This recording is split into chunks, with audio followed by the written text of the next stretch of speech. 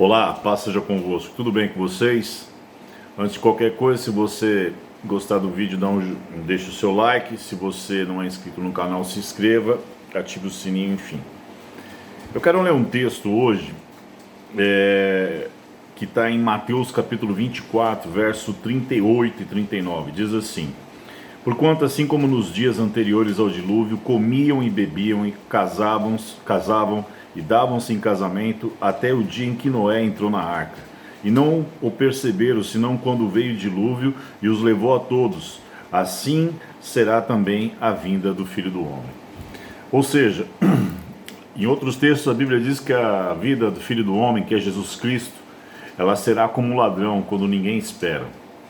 E esse texto ele dá uma noção de tudo que nós vínhamos vivendo até agora, porque a nossa vida agora ela foi impactada por conta desse vírus, né? Mas isso tem me levado a algumas reflexões, porque o texto aqui ele diz que eles vinham vivendo a vida deles, iam vivendo dentro do contexto da sua época, casavam e davam-se em casamento e seguiam o barco. Mas se você ler o contexto da história de Noé demorou muito tempo para construir o seu barco, então eles viam que Noé estava ali na construção daquele barco e muito provavelmente durante muitos dias eles perguntavam: o que você está fazendo, Noé? E Noé muito provavelmente dizia para eles que ele estava se preparando porque Deus iria exterminar a terra, acabar com a humanidade. E trazendo para o nosso contexto hoje, é mais ou menos a mesma situação, porque nós como igreja dizemos que um dia Jesus Cristo vai voltar. Mas a pergunta que nós temos que fazer, primeiramente para nós que somos cristãos: será que nós temos nos lembrado deste fato? Será que a gente tem se apercebido de que de fato um dia Jesus Cristo vai voltar e eu preciso estar preparado para que quando ele voltar eu possa subir juntamente com ele? Porque veja, Noé ele estava na construção da arca. A arca hoje ela tipifica a pessoa de Jesus, mas nós somos o corpo de Cristo, né? Então nós somos a igreja é o corpo espiritual do Senhor e nós estamos nessa construção. Mas será que nós estamos preparados? Será que nós estamos de fato apercebidos de que um dia Jesus Cristo vai voltar? Será que nós ansiamos? Será que nós temos essa expectativa? E será que a nossa vida tem demonstrado isso? Porque veja, eu tenho percebido que nos últimos tempos a nossa maior dificuldade, nós que somos pastores, é que as pessoas elas têm se dispersado, elas têm se envolvido com seus projetos pessoais, com as seus interesses. E muitas vezes a igreja, o ministério, a vida espiritual tem ficado num segundo, muitas vezes até terceiro plano. E nós temos que nos lembrar que um dia Jesus Cristo ele vai voltar e nós temos que estar preparados. E aí eu poderia pegar outras passagens, como a passagem das 10 virgens, que 5 estavam preparadas e 5 não. Então dá uma noção de que muita gente, mesmo conhecendo a palavra, vai estar desapercebida.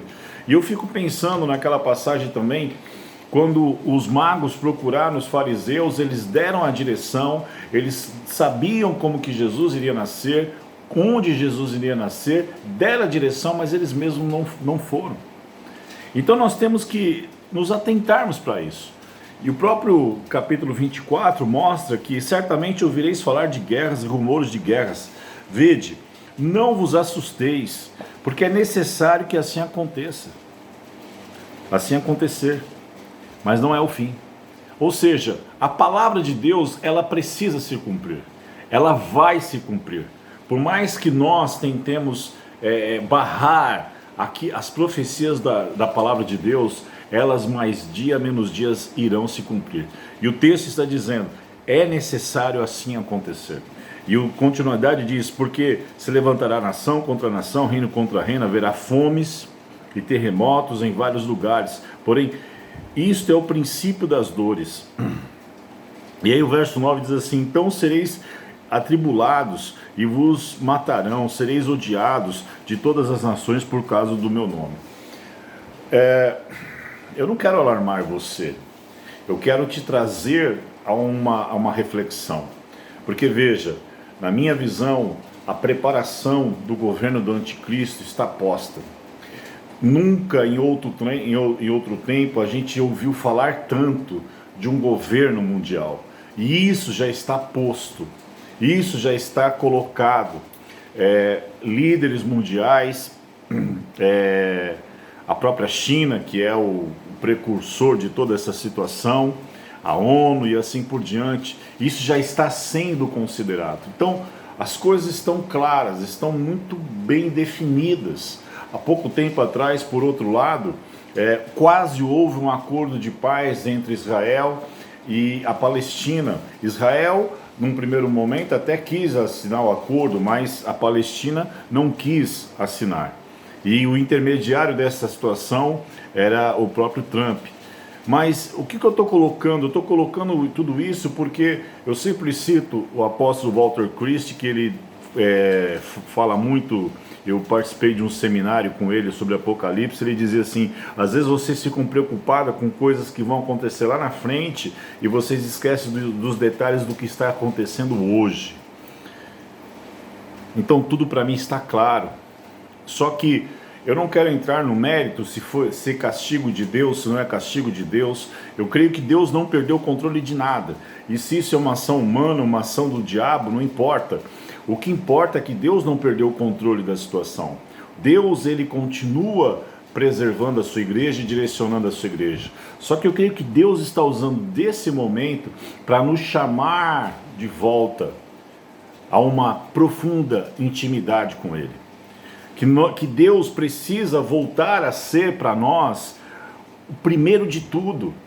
Ele tem que ter a primazia. Eu sempre cito na igreja, se a pessoa no domingo ela tem um compromisso, a primeira coisa que ela mata é o cultuar. A primeira coisa que ela mata é ir à igreja. Se tem um compromisso familiar ou qualquer outra coisa do tipo, não importa, se for no horário do culto não tem problema, sendo que o culto é um tributo que nós damos a Deus, que nós pagamos a Deus, é nossa obrigação louvá-lo e adorá-lo. Muitas pessoas não conhecem as coisas mais básicas da Bíblia, muitas pessoas não conhecem o plano de salvação, muitas pessoas não conhecem 5, 6 versículos, não têm memorizado 5, 6 versículos. Muitas pessoas não têm o costume de ter uma devocional, de ter uma vida de oração. Então Deus, ele está chamando a sua igreja, primeiro, a um arrependimento, a pedir perdão de todas essas situações, e segundo, a uma profundidade maior de compromisso com Ele, e voltar a declarar sem medo: Jesus Cristo está voltando, Ele está às portas, ou Jesus Cristo vai voltar. Eu sei que isso pode demorar muito mais tempo do que a gente possa imaginar, só que as coisas estão acontecendo, elas estão muito claras, e o próprio texto diz aqui: vocês sabem quando os ramos eles florescem, que o verão está próximo, vocês não sabem o fim.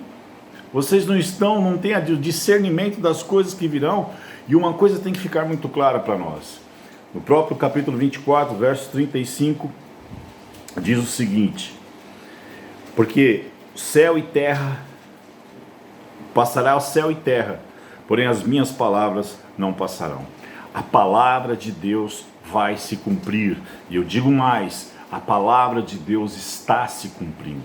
A palavra de Deus está posta diante de nós com todo o cumprimento da palavra. Muitas profecias já aconteceram, muitas profecias já foram realizadas. A Bíblia está, como diria Billy Graham, a Bíblia é mais atual do que o jornal de amanhã. Ela está se manifestando a nós na nossa história, diante dos nossos olhos, e nós temos que voltar para a palavra. Porque no próprio capítulo 24, verso 3 diz assim: aquele, porém, que perseverar até o fim, esse será salvo. E como diz o texto, está chegando um tempo que nós cristãos seremos perseguidos, nós cristãos seremos odiados. E essa é uma realidade que ainda não nos acometeu, mas muitos irmãos do mundo já se acometem disso, inclusive na própria China. E aí a pergunta que eu te faço: você está preparado?